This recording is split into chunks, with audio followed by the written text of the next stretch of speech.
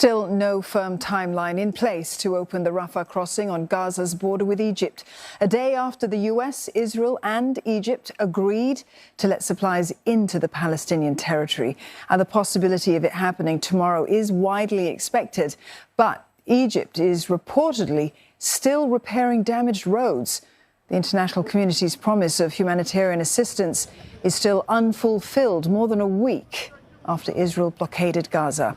The World Health Organization says that getting aid through the Rafah crossing will be a complex operation. The agency hopes that a deal to let in 20 supply trucks will be the start of long-running assistance for Gaza. The UN aid chief has said that the goal is to allow 100 aid trucks to enter the territory every day. Our residents in the enclave are growing more desperate as Israeli airstrikes cause more casualties. Palestinians searched for survivors under the rubble of a refugee camp in Khan Yunis in southern Gaza. Residents say that they were hit by Israeli bombs. The people here were already displaced by the conflict and have become homeless yet again.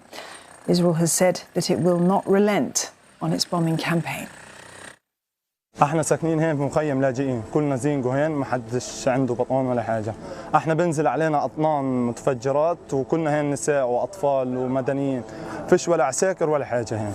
احنا كنا مدنيين وكل الدور طلع هين كله هنا بنزل علينا اطنان منهم، اطنان بنزل علينا.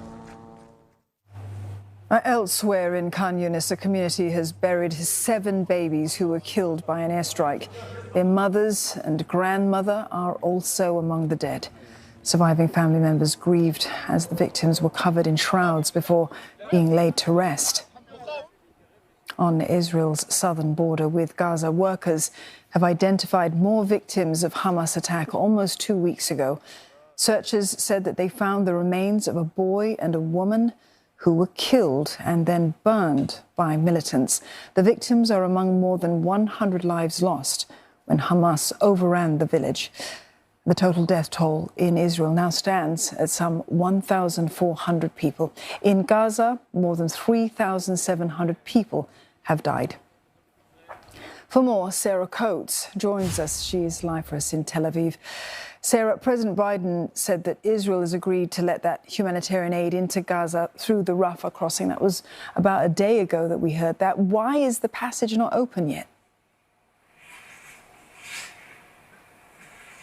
Hello there, Dawn. Well, look, the official line from Egyptian authorities is maintenance work. It says it needs to fix the road, part of this road that forms the Rafah crossing, due to these continued Israeli airstrikes down in the south of Gaza. It says unless these roads are fixed, then these aid trucks simply will not be able to get in. Now, as we go to where there are hundreds upon hundreds of trucks lined up on the Egyptian side of the border, simply waiting to get in the wake of this announcement by Egypt, which was, of course, brokered by the US President Joe Biden in accordance with Israel. Now, they're calling it a sustainable passage of aid. What we do understand is these trucks could come through as early as tomorrow, being Friday, with an initial batch of trucks to be around 20. Now, we still have no further information on how many trucks. They're saying potentially 20, it could be more, or what these trucks will be carrying, Dawn. Now, we do understand authorities, health authorities and also aid groups in the Gaza Strip have come out in the last hour or so to say that fuel has now completely run dry, and this is causing major headaches, major problems, really compounding the misery of these people in the Strip, given that there are just so many injuries right now, more than 13,000 people injured, needing treatment. Doctors say that the most injured people, some of them are having to be turned away simply because they do not have the resources to be able to treat such horrific injuries caused by these continued strikes by Israeli forces. Now, water is actually also a massive issue. The World Health Organization says people in the Strip are getting far less than what the recommended daily intake of water is. And even if they are getting it, then this water that they are getting is contaminated. We are hearing aid workers from one of these displaced people's camps in the south saying that they are seeing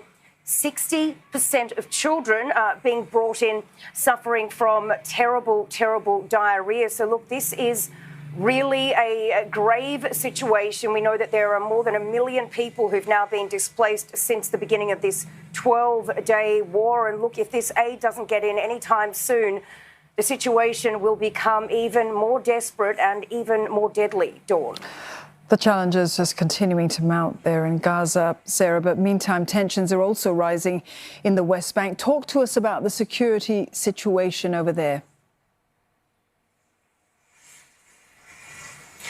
Certainly. Well, Dawn, not even in the West Bank. I'll bring you up to speed with the latest here in Tel Aviv first. Just before we came on air with you, we had air raid sirens ringing out right across the city.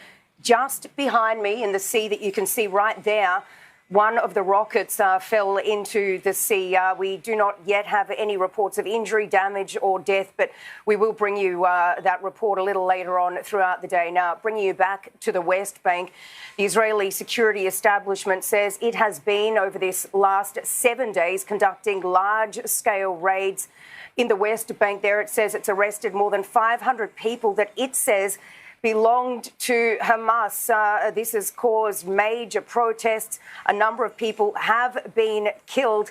And look, this is a situation that nobody wants. An escalation in the West Bank could also tip the region into a much worse crisis. We do understand as we go to air, there's also a gun battle going on between Israeli security forces and what it says are militants inside a refugee camp in the West Bank. So look, tensions are certainly really beginning to boil over, not just in the West Bank, not in the south, and also on the northern border, where there are continued skirmishes between IDF forces and what they say are Hezbollah operatives. So it's certainly a pretty bad situation, Dawn. Sarah, thank you for that update. Continue to stay safe over there. Sarah Coates in Tel Aviv.